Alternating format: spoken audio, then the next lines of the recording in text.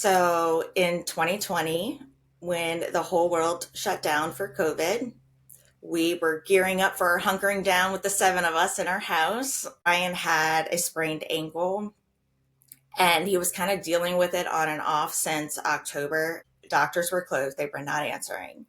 My best friend from my childhood is a pediatrician in New York. She was in New York City at the time. I messaged her and she was like, okay, well, they have this big group in the medical community going on right now that we can post things and, people will respond and we can, try to make things happen that way.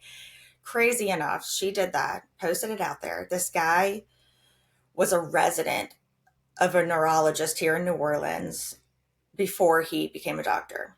So he was like, I have a contact with Dr. Edwards in New Orleans. We walk into this doctor's office, us and the doctor, no nurses, lights are not on, like it shut down, COVID. Mm-hmm. We just kind of tell the doctor what's going on. And he does this like 4-minute assessment and he sits back and he was like, I really hate to be the one to tell y'all, but this is ALS.